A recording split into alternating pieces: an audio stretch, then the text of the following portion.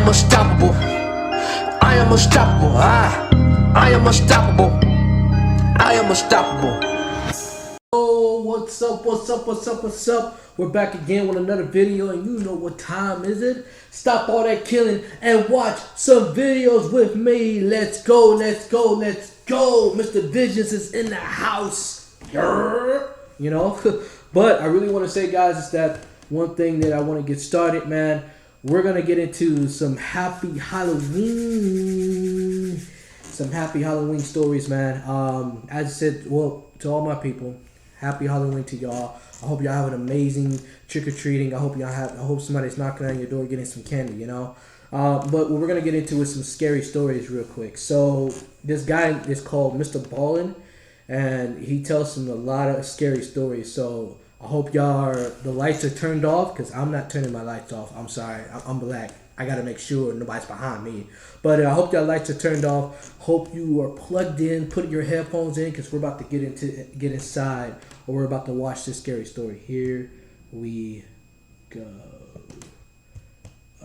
1 second. Okay.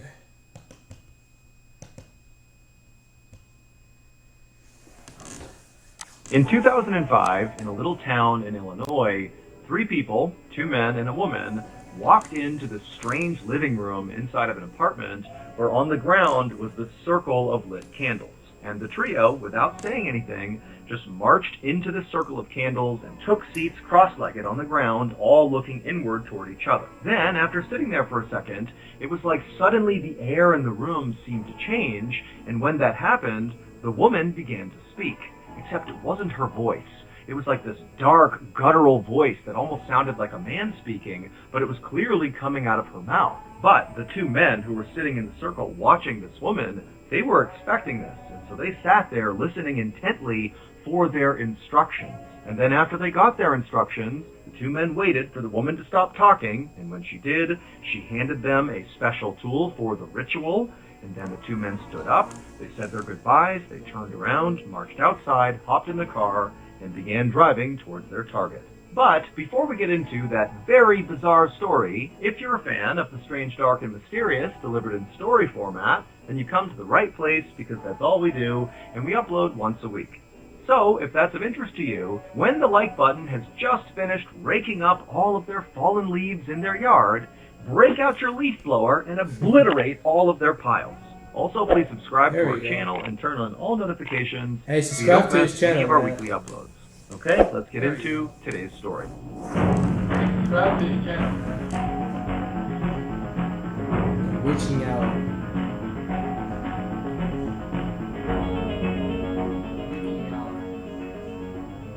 Just before midnight on August 22nd, 2005, 38-year-old Rick Eck knocked on the front door of an apartment in the tiny Midwestern farm town of Claremont, Illinois. As Rick waited for the door to open, he could barely stand still because he was so excited about what he was going to be doing that night. Finally, the door swung open, and Rick saw right in front of him this very skinny and gaunt-looking woman with dark hair and dark eyes staring back at him. Her name was Irenia Kotner, and she was 34 years old, and by day, she worked at Walmart, but at night, she became the real version of herself. Nah. She was a witch Nah. who actually led It's not a gonna group happen. of witches. You know. Count me out. Count me out, bro. Just count me out. It's not gonna Count me happen. out. Count me out. Count me out, bro. Count me out. Count me out. Known as a coven that Rick was a part of. Without saying anything, Irenia motioned for Rick to follow her into her apartment, and then Irenia turned and began walking away. And Rick, before stepping over the threshold, he paused for a moment and just turned to the guy he had brought with him, a tall, muscular man named David Lindner. And Rick, he just kind of nodded at David, and David nodded back, and then the 2 of them walked inside. As Rick and David followed Irenia into her apartment, Rick still could barely contain his excitement. He had only joined this coven recently, about 1.5 years ago, and so witchcraft, which is something they were going to be doing that night, was kind of new to him, but it was very exciting. Rick had been inspired to become a witch and join this coven after watching the Harry Potter movies, and so he was hopeful that tonight would go something like Harry Potter. And Rick knew David, the guy he had brought. No, that's not good. That's not good at all. Harry Potter. Oh, no, that's not good. That's not good at all. Brought along was this very powerful warlock, which is a male witch, and so he figured, if David's here, this is bound to go to plan. Rick just hoped he'd be able to keep up with David, or at least play some sort of meaningful support role. Irenia eventually led Rick and David down this dark hallway to this small living room where in the middle of the floor was a ring of lit candles. And as soon as Rick and David stepped into the room with Irenia, they were hit with this powerful smell of incense that had been burning in the room, and also there was all this smoke hovering in the air from the various things that Irenia had been burning in preparation for tonight's event. Rick, David, and Irenia walked quietly into the middle of this circle of candles, and they sat down cross-legged in a circle facing each other, and then they got ready to begin. Life in the town of Claremont was normally very quiet and peaceful. This is a town that literally has more cornfields than people, and Claremont was over 100 miles away from the nearest city. But I'm getting uncomfortable real quick. I'm about to run. Sorry, I don't like these feelings, bro. Ooh, all right, come on, let's go. I'm getting uncomfortable real quick. I'm about to run. Ooh, all right, come on, let's go. Exterior, Claremont had a dark side. Amongst the 200 or so residents of Claremont were several very dark witches. Not this coven, not Irenia, Rick, and David. They were the good guys. The dark witches, they were kind of out and about in this town and doing bad things, like practicing evil magic and evil witchcraft. And so this coven, led by Irenia, was actually in place to try to combat these evil witches in their midst. And tonight, Rick, David, and Irenia were going to attempt to perform their most ambitious and important magic yet. The coven was going to attempt to break a powerful hex, which is kind of like a curse. And this hex was cast by a person who might very well be the worst of all the dark witches in Claremont, a 16-year-old girl named Lindsay Cassinger.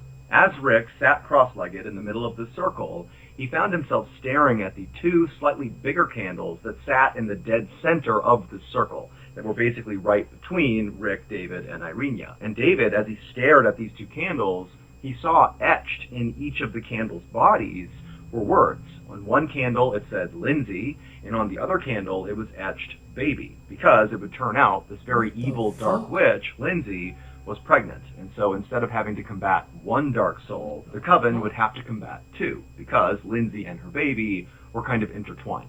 Now, before this night, the coven had attempted several times to try to break this hex that Lindsay had cast, and the coven believed initially this hex was actually cast directly at Irenia, because Irenia was suffering from things like depression and anxiety and not finding love. And so, of course, that had to be a product of this curse. And as the coven had continued to try and fail at breaking You know what, bro? You know what? This is why. Hey, bro, ladies, if you out there trying to find love, and you think if it's a witchcraft or whatever, bro, ladies, if you out there trying to find don't love, talk to me. I don't think you found the right one.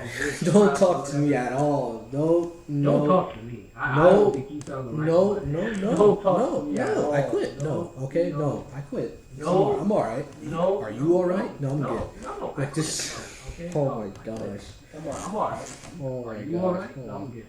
But this. Oh my god. Oh my god. this hex, the hex had only become more powerful and begun to spread from Irenia to other witches in this coven who actually were not present this particular night, including a 20-year-old woman who began complaining of depression and ever-worsening headaches, which of course had to be because of this hex. And so that was why, on this night, the coven had decided to really beef up their attack on this hex, and so that was why Rick had gone out and brought in David, the experienced warlock from St. Louis, Missouri, who claimed he had broken a hex before and he could do it again for them. Having health insurance is important. So if anyone in your family has Medicaid or CHIP, listen up. As Rick, Irenia, and Dave all sat in the circle, they looked at each other, and then they began chanting in unison to bring out the dead, to join them in the living room right now. And as they began this chant, Rick found himself intensely staring at those two candles with Lindsay and Baby on them, and as he stared at the flames dancing across the top of them, Rick started to feel like he was kind of drifting off into a trance-like state. And he knew that based on his prior teachings from Irenia, the leader of this coven, that this must be what it feels like when the spirit world opens up, which means the dead really were coming into the room. And then, as Rick is kind of dealing with this trance-like state, he heard Irenia begin to talk, but it wasn't her normal voice. It was this slow and deep-sounding voice, almost like something had inhabited her body and taken it over and was now speaking through her mouth. And Irenia, in this kind of slow and strange voice, she would tell Rick and David that the curse is still growing. And then she would say something that totally caught Rick by surprise. She said, again in that slow, strange voice, that the hex now was also on Rick and his entire family, and if they didn't break this hex immediately, Rick and his family would all perish. And when Rick heard this, he's still in this trance-like state, but his heart began racing because he didn't know this hex could potentially affect his loved ones, and so this was a really big deal. They needed to end this hex tonight. Rick listened intently as Irenia began to say in this strange voice what their plan was for that night to break this hex. Basically, Rick and David were going to perform a sacred ritual, and Irenia, she began to say to the spirits in the room that Rick and David, they were ready, but they needed help. And so after she said this, she went quiet, and so too did Rick and David, and they're all just sitting there kind of waiting for something to happen. And then after about a minute of just total silence, Irenia began to speak again, still in this strange, slow, bizarre voice, but Rick and David knew now it was a different voice coming out of her. Now Irenia was speaking on behalf of the spirit world that was in the room with them. And Irenia, she would say in this voice, "I grant you 5 demons to help you on your quest to break this hex." And then after saying this, Irenia, she opened her eyes, and she looked kind of confused for a moment, and then she kind of got her bearings, and she looked at David and Rick, and she told them now in her normal voice that they had to perform this sacred ritual before the 2 candles in the middle with Lindsay and Baby etched on them burned out. And so basically, Rick and David, they needed to get this done tonight. Then Irenia handed David a sacred tool that would be used that night in this sacred ritual that David and Rick were going to complete. Fuck, bro? Is this the real story? I don't think I'll finish this, bro. I don't think I'll finish this. This is crazy. I don't think I'll finish Come this, on, bro. I don't think I'll finish this. This is crazy. Come on, bro. And then Rick and David, they would stand up to leave, and before they left, Irenia would give them the typical witch send-off, which was, "Blessed be." And then Rick and David, they nodded their heads, they turned and walked out of the apartment, and as soon as they were out into the night, Rick could have sworn he saw dark shadows moving around all over the place. I'm out. And he knew right then and there that he and David would be safe that night, because clearly the shadows moving around had to be those 5 demons that Irenia had called forth from the spirit world to protect them this night. And so feeling very safe and empowered, Rick and David went straight into Rick's car. Rick turned it on and pulled away from the curb and began heading towards their destination.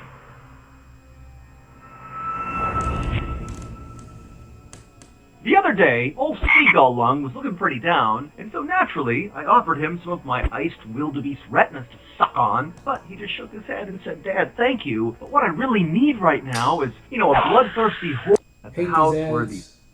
How would you feel if you didn't have to worry about marketing your Shopify store ever again? the 16-year-old evil witch, Lindsay Cassinger, lived. A 20-year-old Army private named Joshua Bennett was sitting at the kitchen table in Lindsay's house, eating chicken wings and just kind of enjoying his night. Josh didn't know Lindsay very well, but he wasn't at her house to see Lindsay. He was at her house to see his own mother. And Josh and his mother had a lot of catching up to do.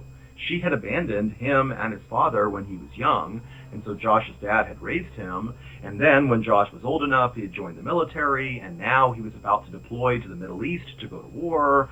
But unexpectedly, Josh's father had died, and so Josh had come back to Illinois for the funeral, and it was at the funeral where he saw his mother. She was in attendance as well, and, even though he was upset with his mother for abandoning him, he felt like, I want to reconnect with her. And so he'd gone over and he'd given her a hug, and his mother had been so touched that she had asked Josh to come by her house in Claremont, Illinois, where she lived with her boyfriend, because she really wanted some alone time to actually hear about Josh's life and kind of, get back together again.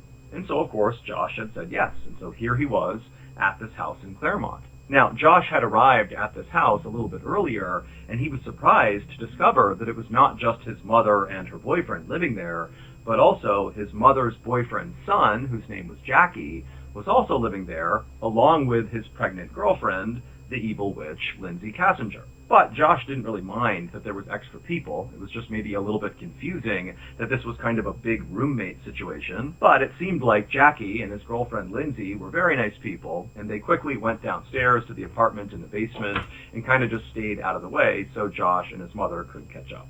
And so after Josh finished eating his wings, his mother came into the kitchen, and the two of them chatted for hours, and then finally, at about midnight that night, Josh decided to go to bed, so he said goodnight to his mom, he retreated to the bedroom, and he laid in bed. But he couldn't really sleep right away because he had a lot going on in his life. I mean, he had just lost his dad a couple of weeks ago, and then at the same time he had reconnected with his estranged mother, and he's about to deploy to Iraq, to a war zone, and, he felt ready for that, but at the same time he was kind of apprehensive, it's about to happen, I hope I'll be able to do my job. And so with all these kind of intense thoughts swirling around his head, he just kind of laid there and didn't really expect to sleep anytime soon. But eventually Josh did fall asleep. However, it felt like he had only been asleep for a couple of minutes when he was abruptly woken up by the sound of barking coming out from the kitchen. Jackie's dog was going crazy. And so Josh grabbed his phone and he checked the time and saw it was 3 in the morning. And so instead of going out there and dealing with this dog, he just thought, you know what, it's going to stop eventually. And so Josh grabbed his pillow and he put it over his head and tried to muffle the sounds so he could fall back asleep. But it didn't work. The dog just kept on barking. And then when Josh took the pillow off his head and kind of sat up wondering what he should do about this dog situation, he heard the sound of a man's voice, a stranger's voice, saying, "I bring you forth from the dark." And then after Josh heard this, he heard the sound of a woman screaming, and it sounded like his mom. And so acting on instinct, Josh leapt from his bed, he ran out of the room, and he goes into the kitchen, and he sees the dog is jumping and barking and going mad, and his mom is screaming, and there's this guy grabbing her, kind of grappling with her, who's wearing black gloves and a ski mask, and there's another guy next to him with the same getup. It's absolute chaos. But before Josh could run over and save his mother, suddenly his chest felt like it was on fire, and then he went blind, and his eyes had this burning pain in them, and then he couldn't breathe, and he was stumbling backwards, barely able to stand. Minutes later, Rick, who was one of the witches from the coven, bolted out of the front door of Lindsay's house where all this chaos was happening, and he just took off running across the street directly into a cornfield. And as he ran, he felt this throbbing pain in his leg, and he could feel blood pooling in his shoe. Rick ran until he couldn't run any farther, and then he collapsed onto the ground, and then he began thinking about what an absolute disaster it had been inside of the evil witch's house. Not only had they failed to break the hex cast by Lindsay, but also Rick was concerned that David, his partner, who was still at the house, was dead. And Ricky began looking around wildly, hoping all those demons that were sent to help them from the spirit world, he was hoping they'd be nearby and they'd know what to do. But Rick looked around, and there was no one. And so Rick thought for a second, oh my gosh, Lindsay's hex must be stronger than any of us realize. We have to do something now. We have to end this before me and my family get killed too. And so Rick pulled out his phone and he called Irenia, the leader of the coven, to get her advice about what they should do next. But Irenia didn't respond to what Rick was saying the way he expected her to. Instead, she seemed very cold and almost enraged at what he was saying. And then, before Rick could kind of figure out what was going on with Irenia, he heard off in the distance the sound of sirens making their way to the evil witch's house. Over the next few days, police detectives would speak to everyone inside of Irenia's coven, as well as everyone who knew both Irenia and Lindsay. And slowly but surely, the police would put together what actually happened inside of Lindsay, the evil witch's house, in the early morning hours of August 23rd, 2005. At about 3 a.m. on August 23rd, 2005, Rick and David pulled up onto Lindsay's street, and they parked their car a little ways away from Lindsay's house. And after parking, Rick and David donned their ski masks and their gloves, and then after looking at each other and nodding, they hopped out and began walking towards Lindsay's house. Their plan was to sneak in through one of Lindsay's windows and confront Lindsay the evil witch directly and break the hex by performing a sacred ritual, and then after this ritual was over, they had a second ritual they would need to perform that would send Lindsay's evil soul through the gates of hell. And to do that, they needed the help of the 5 demons that had been sent along by Irenia from the spirit world. Now, Rick and David felt like this was a great plan. However, as soon as they got to Lindsay's house and David actually began trying to climb into one of the windows, everything fell apart. I became a sperm donor with Cryos, and I made $780 each month. Is that how you... First, the dog began to bark inside of Lindsay's house, and that alerted Josh's mother, who came into the kitchen and sees the dog and sees David falling through the window. And Rick, who didn't really know what was happening inside the house, he just climbed through the window after David, and when he stood up in the kitchen, he realized it was too late. They were totally caught. And so Rick, not really knowing what to do, he's seeing all this yelling and chaos happening. He looks over at David, and he sees David grab something from his belt, and he pulls it out. And it was the tool that Irenia had given them when they left her apartment to go carry out this sacred ritual. This tool was part of that sacred ritual, and it was a long, sharp knife. And what they were going to do is stab the evil witch, Lindsay Kassinger, to death with it. That was how they were going to break the hex. And then after they killed Lindsay, they were going to perform this weird ritual with her clothing that would send her soul through the gates of hell. Now, Rick did understand that this was the plan. They were going to murder Lindsay, but perhaps he didn't really know how serious David was about carrying it out, or the fact that David was not really a warlock as much as he was a violent criminal who had bragged to Irenia about previously murdering someone who had cast a separate hex. And so by killing this person, that was how David had broken the hex previously. Also, Rick may not have known that David had been instructed by Irenia to not let anything stand in their way to break this hex, to carry out this sacred ritual on Lindsay. And so Rick just watched as David raised the knife and began stabbing Josh's mother over and over again in the chest while screaming, "I bring you forth from the dark." And it was at this point that Josh, the army private, who heard all this happening, came charging out in his underwear into the kitchen, and Rick watched as David went from stabbing Josh's mother to turning and immediately stabbing Josh directly in the chest. And Rick, at this point, he just jumped right in on it and pulled out his pepper spray and sprayed Josh in the eyes. And so that was why Josh felt the burning sensation and then went blind and couldn't breathe and fell to the ground. And so now it is absolutely chaos inside of this kitchen, and the actual target of David and Rick's, Lindsay, the evil witch, she managed to run out of the house and run to a nearby neighbor's house to get help. Meanwhile, the evil witch's boyfriend, Jackie, he comes upstairs carrying a shotgun. And at this point, Josh is on the ground, clearly dying from the stab wound to his chest. His mother as well is struggling on the ground, and David is going totally nuts, saying all these strange things and whipping his knife around, and Rick is just totally panicking and doesn't know what to do. And so when Jackie ran at Rick with this shotgun, Rick pulled out his own knife and attempted to stab Jackie, but somehow missed Jackie and stabbed himself in the leg. And so that was why his leg was throbbing and bleeding, because he had stabbed himself.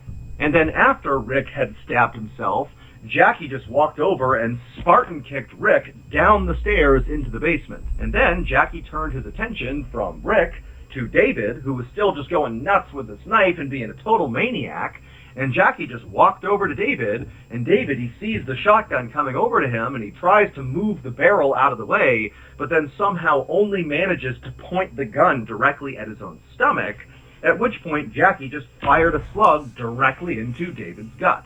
And it was at this moment, as David is crumpling to the ground with this horrible stomach wound, that the neighbor that Lindsay, the evil witch, had gone to go get, had come to the house. They went inside, and they found a scene of absolute carnage. And before the neighbor could even do anything, Rick, who had stabbed himself in the leg and been kicked down into the basement, had scrambled up the steps and just run right past all the bodies on the ground, past the neighbor who didn't even do anything, outside, and Rick just kept on running out into that cornfield. And so at this point, the neighbor didn't even try to figure out what happened. He just called 911. But it was already too late for Josh, the army private, who was only at this house to reconnect with his estranged mother before he deployed to Iraq, and here he was, dead on the ground from this totally bizarre attack. It would turn out Rick, David, and really the entire coven of witches that fell under Irenia had been totally duped. They all fully believed that Lindsay was in fact an evil witch who had cast this hex on Irenia, which was spreading to all the other members of the coven. But in reality, Irenia, the leader of this coven, she didn't believe there was a hex. That had nothing to do with any of this. The whole coven thing was totally made up. She was just jealous that Lindsay was dating Jackie. Irenia had previously dated Jackie, and they had broken up, and Irenia still wanted to get back together, but Jackie didn't. And so now that Jackie was with Lindsay, Irenia just couldn't handle it. And so, naturally, Irenia had constructed this whole thing about Lindsay being one of the dark witches in Claremont, Illinois, and she's cast this hex, and now you, my witches in this coven, you need to go and kill her. But, of course, Lindsay did not end up getting killed, and instead, it was the totally innocent person, Josh, the army private, who had nothing to do with any of this, who got killed. In addition to Josh dying, David, the warlock from St. Louis, he died from the shotgun blast to his stomach, and then Josh's mother, who had been stabbed repeatedly by David, she would actually survive her attack. Irenia would ultimately be found guilty of first-degree murder, and she would be sentenced to 57 years in prison. Rick pleaded guilty to murder as well, and he was sentenced to 20 years, and a third member of the coven, who was not present for the attack, but who, after the fact, helped cover it up, they were sentenced to 32 years in prison.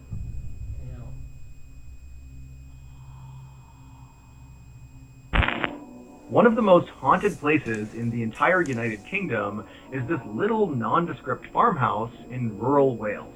In 1989, Bill and Liz Rich, who were newlyweds, moved into their dream home, this little farmhouse in Wales. And pretty much right away, terrifying things began happening to them. They began hearing these loud footsteps marching around their second floor, but as soon as they went up there, there'd be nothing. And then Bill and Liz began randomly waking up in the middle of the night, and at the foot of their bed would be this dark figure just staring at them. Bill and Liz were terrified, but their fear was ratcheted up tenfold when their neighbors began telling them about their home's very dark and insidious history. And not long after that, Bill began to change. To hear the full terrifying story, listen to the special two-part bonus Halloween episode.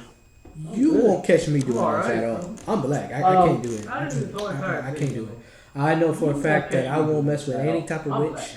I know for a fact that I won't go crazy. And I know for a fact that I won't get jealous of somebody else's boyfriend or girlfriend, okay? So, y'all can have fun with this video. I can say this video actually kind of fucked me up, so I'm going to be sleeping with the lights on today. Nothing biggie.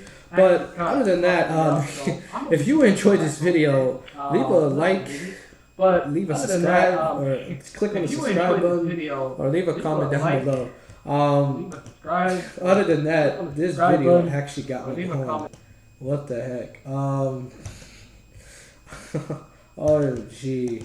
Alright, well, I guess I'll see y'all later, and I am out, people. Adios.